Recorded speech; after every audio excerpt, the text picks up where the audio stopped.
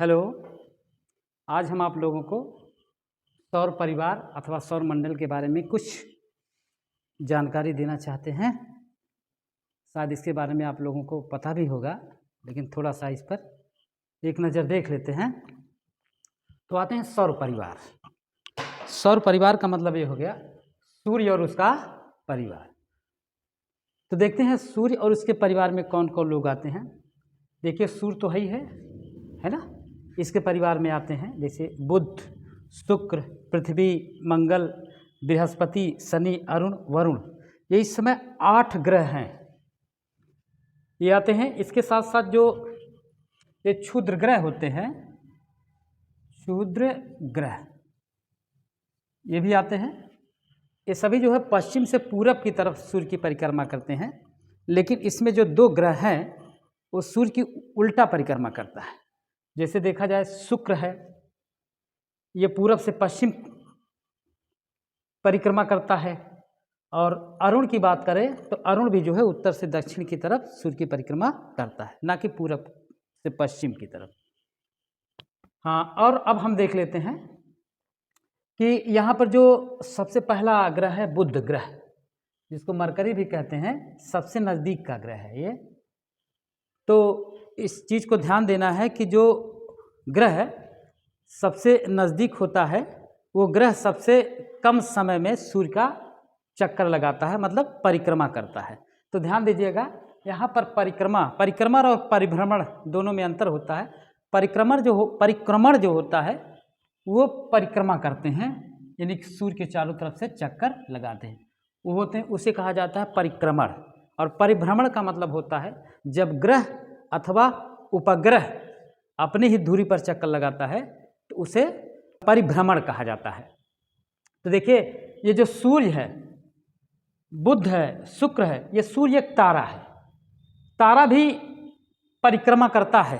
कैसे, इसको हम देख लेते हैं। पहले देखिए एक शब्द आ रहा है आपका आकाशगंगा। क्या है? आकाशगंगा। ये जो हमारा सूर्य है वो आकाशगंगा की परिक्रमा करता है, और हमारे आकाश गंगा का नाम है मंदाकिनी। क्या नाम है? मंदाकिनी नाम है। हमारे आकाश गंगा का नाम मंदाकिनी है। तो ये मंदाकिनी का चक्कर लगाता है, और मंदाकिनी का चक्कर लगाने में इसको लगभग 25 करोड़ वर्ष लग जाते हैं। इसी तरह से सूर्य भी क्या नाम है, एक तारा है, वो मंदाकिनी का चक्कर लगाता है, मतलब आकाशगंगा। अब देखिए करोड़ों अरबों तारों के समूह को आकाशगंगा कहा जाता है, और करोड़ों अरबों जो आकाशगंगाएं हैं वो सब मिलाकर के ब्रह्मांड का निर्माण करती हैं। किसका निर्माण करती हैं? ब्रह्मांड का निर्माण करती हैं। तो ध्यान दीजिएगा कि जो हमारा सूर्य है वो मंदाकिनी का हिस्सा है, मंदाकिनी का एक तारा है, और जो कि मंदाकिनी अथवा हम आकाशगंगा कह सकते हैं। तो ऐसे देख लेते हैं कि जो आकाशगंगाएं होती हैं, करोड़ों आकाशगंगाएं जो होती हैं, उन करोड़ों आकाशगंगाओं से ब्रह्मांड का निर्माण होता है। तो सीधे पॉइंट पर आ जाते हैं। सूर्य एक तारा है जिसमें हाइड्रोजन का हीलियम में जब रूपांतरण होता है तो प्रकाश फेंकता है। और एक चीज़ और ध्यान देना है कि सूर्य स्वयं प्रकाशमान होता है, हाइड्रोजन का हीलियम में जब रूपांतरण होता है तो ये खुद प्रकाश फेंकता है, लेकिन जो ग्रह अथवा उपग्रह है ये प्रकाशमान नहीं होते हैं, ये सूर्य के प्रकाश से प्रकाशित होते हैं। तो सबसे पहले हम आ जाते हैं बुध ग्रह पर, जिसको हम मरकरी कहते हैं। तो देख लेते हैं एक बार बुध ग्रह। बुध जो सूर्य के सबसे नज़दीक है, और इसके साथ साथ पहला पॉइंट है सबसे कम समय में ये सूर्य का चक्कर लगाता है। सूर्य का चक्कर लगाता है, सूर्य का चक्कर लगाता है। और अगली बात यह है कि ये सबसे छोटा ग्रह है, सबसे नज़दीक तो है, ये सबसे छोटा ग्रह है। और इसी के साथ साथ अगर देखा जाए तो यहाँ अत्यंत जो होता है, जो तापांतर होता है, ठीक, काफ़ी ज़्यादा तापांतर होता है। यहाँ पर दिन में जो है इसका ताप जो हो जाता है वो 560 डिग्री सेल्सियस होता है। सर्वाधिक तापांतर यहीं पर पाया जाता है। सर्वाधिक तापांतर,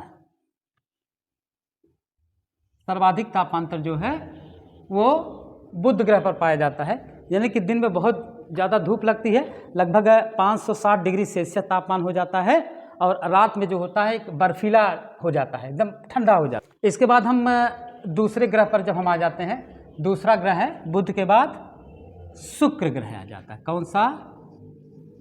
शुक्र आ जाता है। अब शुक्र के बारे में हम बात करते हैं। देखिए, ये बुध 88 दिन में चक्कर लगाता है, यानी कि नज़दीक है, और शुक्र जो होता है लगभग क्या नाम है 225 दिन में इसका चक्कर लगाता है। किसका? सूर्य का चक्कर 225 दिन में लगाता है। यह पृथ्वी के जितना बड़ा पृथ्वी है, ये पृथ्वी के लगभग बराबर आकार और भार का है, इसीलिए इसे पृथ्वी की जुड़वा बहन भी कहा जाता है। मतलब इसे क्या कहा जाता है? पृथ्वी की जुड़वा बहन, पृथ्वी की जुड़वा बहन भी कहा जाता है, क्योंकि पृथ्वी का जितना आकार है लगभग और जितना भार है उतना ही जो है शुक्र का आकार और भार है, इसलिए क्या नाम है? जुड़वा बहन कहा जाता है। ये 225 दिन में, कितने दिन में? 225 दिन में जो है, लगभग 225 दिन में सूर्य की परिक्रमा कर लेता है। और इसे सुबह और शाम का तारा भी कहा जाता है। सुबह और शाम का तारा इसलिए कहा जाता है कि यह सुबह और शाम में थोड़ा सा चटक दिखाई पड़ता है, इसलिए इसे सुबह और शाम का तारा भी कहते हैं। मतलब इसे और का क्या कहा जाता है? सुबह, या हम कह सकते हैं भोर का तारा, सुबह एवं शाम का तारा इसे कहा जाता है। और अगली बात, इस मंडल का सबसे गर्म ग्रह है। यहाँ पर 97% CO2 पाया जाता है, अर्थात सौर मंडल का सबसे गर्म ग्रह। यहाँ 97% लगभग CO2 पाया जाता है। क्या पाया जाता है? CO2 97% पाया जाता है, इसलिए सौर मंडल का सबसे गर्म ग्रह बोला जाता है। देखिए, ये सभी ग्रहों की अपेक्षा ये विपरीत दिशा में घूमता है। शुक्र ग्रह ये विपरीत दिशा में घूमता है, मतलब पूर्व से पश्चिम की तरफ घूमता है ना। और यह अपनी धुरी पर सबसे धीमी गति से भी घूमता है ना। तो ये बुध ग्रह जो था उसका कोई उपग्रह नहीं, शुक्र ग्रह इसका कोई उपग्रह नहीं। अगले ग्रह की बात करते हैं, तो अगला ग्रह हमारा आ जाता है पृथ्वी। ध्यान दीजिए, अगला ग्रह हमारा है पृथ्वी। पृथ्वी के बारे में हम बात कर लेते हैं। ये सौर परिवार का 5वां सबसे बड़ा ग्रह है। यह सभी ग्रहों में सघनतम है। यह सभी ग्रहों में सघनतम है। इसमें जो है लगभग 71% जल पाया जाता है, और लगभग 29% भाग पर यह स्थल पाया जाता है इसमें, जिस कारण इसे नीला ग्रह कहा जाता है। मतलब जल ज़्यादा पाया जाता है, लगभग 71% पाया जाता है, इसलिए इसको जो है नीला ग्रह भी कहा जाता है। और यह ध्रुवों पर थोड़ा सा चपटा है। जो ध्रुव देख रहे हो ना, ये जो ध्रुव वाला इलाका हो, देखिए ऐसे, ये आपका ध्रुवीय इलाका, ये ध्रुव है, यहाँ पर थोड़ा सा चपटा है ध्रुवों पर पृथ्वी, और जो ये विषुवत या भूमध्य रेखा की तरफ ये थोड़ा सा उभरा हुआ होता है। यह अपने अक्ष पर 23.5 डिग्री झुकी हुई है। पृथ्वी अपने अक्ष पर कितनी डिग्री झुकी हुई है? 23.5 डिग्री झुकी हुई है। और इसका एकमात्र उपग्रह है वो है आपका चंद्रमा। एकमात्र उपग्रह इसका चंद्रमा है। अब जरा सा हम बात कर लेते हैं, क्या नाम है, मंगल ग्रह की बात कर लेते हैं। मंगल ग्रह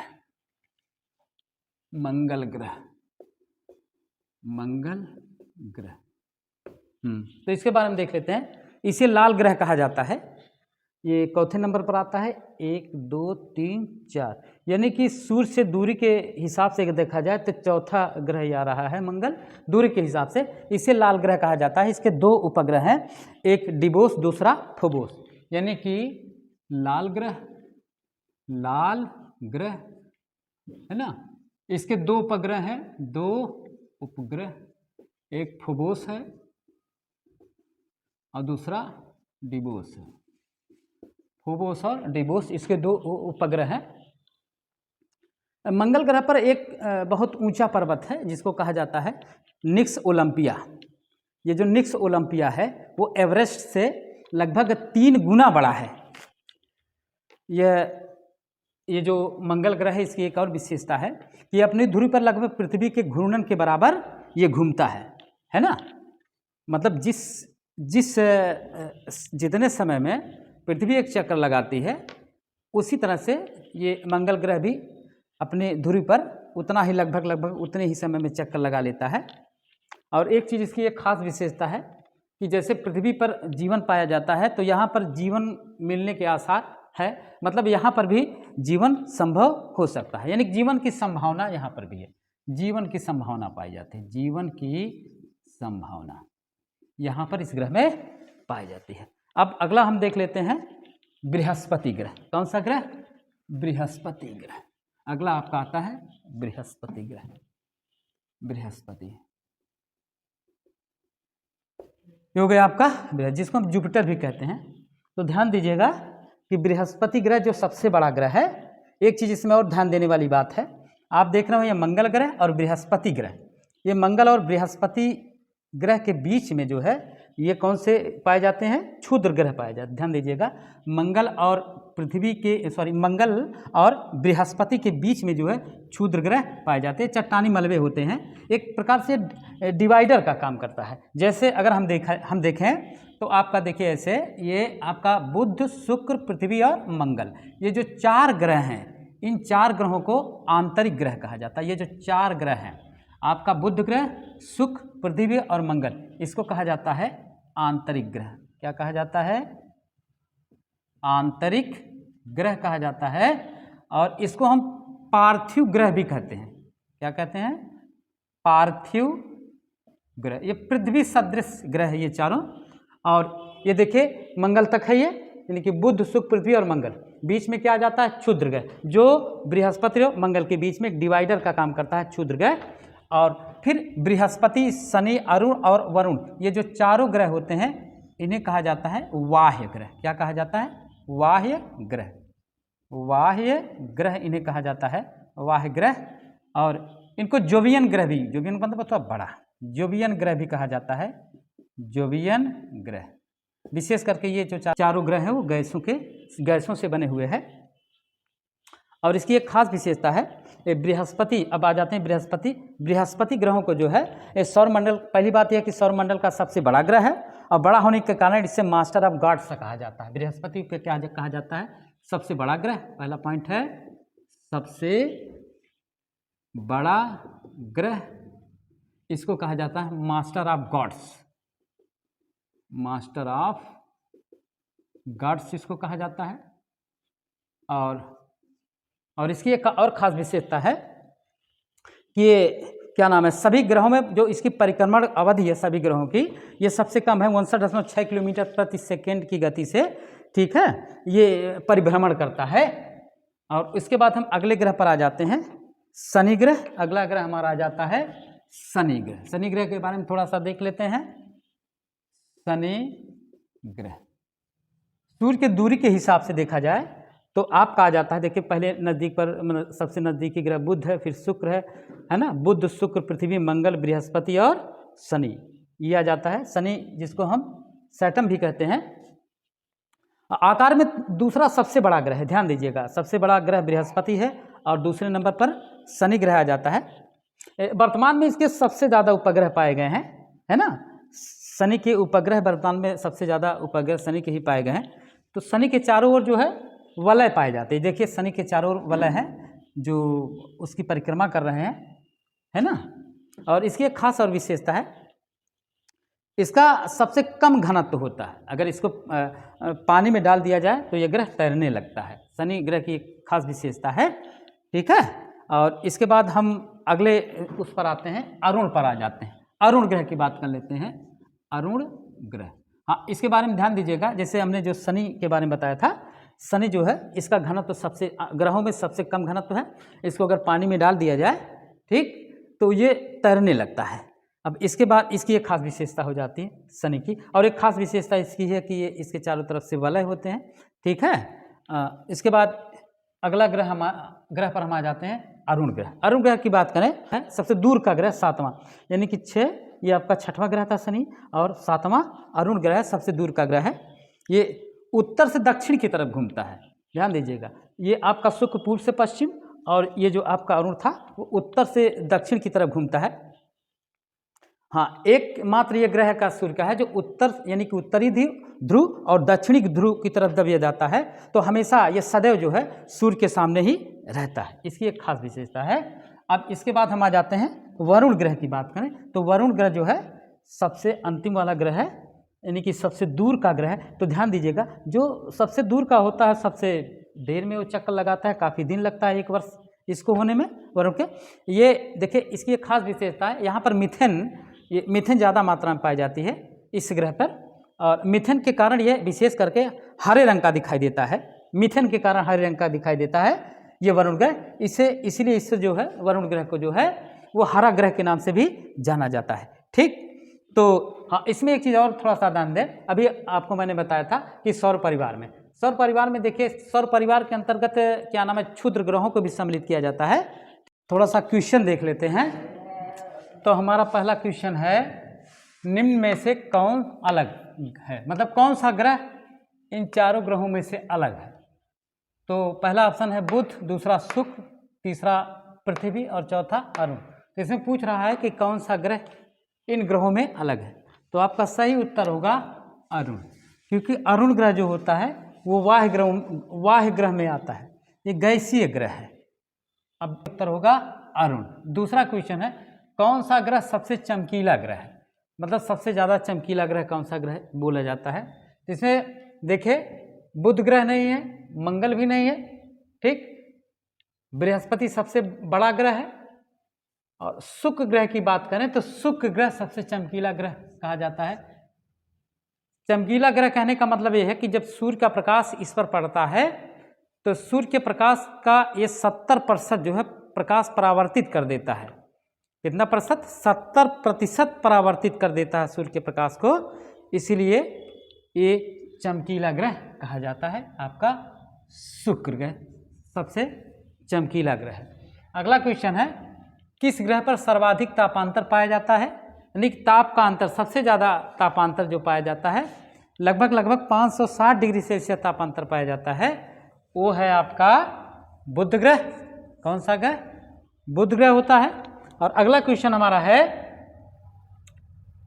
सूर्य का प्रकाश पृथ्वी तक पहुंचने में कितना समय लगता है। सूर्य का प्रकाश जो है जब पृथ्वी पर पहुंचता है तो कितना समय ले लेता है ना।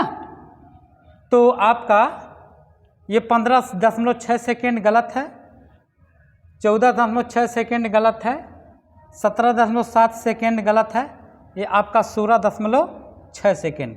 लगभग हम अगर ऐसे देखें कि लगभग 500 सेकेंड लगता है सूर्य का प्रकाश पृथ्वी पर आने में, लगभग 500 सेकेंड का समय लग जाता है।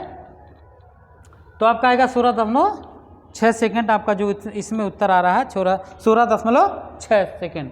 और अगला क्वेश्चन हमारा है, सूर्य का गुरुत्वाकर्षण बल पृथ्वी के से कितना गुना अधिक है। सूर्य का गुरुत्वाकर्षण बल जो है वो पृथ्वी से कितना गुना अधिक है। तो इसमें आपका जो सही उत्तर होगा वो आपका है 28 गुना अधिक होता है। ध्यान दीजिएगा, 28 गुना। हाँ, एक क्वेश्चन और है, इसको आपको बताना है कमेंट करके कि चंद्रमा की गुरुत्वाकर्षण शक्ति जो है पृथ्वी से कितना गुना कम है। इसको आप कमेंट करके बताइएगा। धन्यवाद।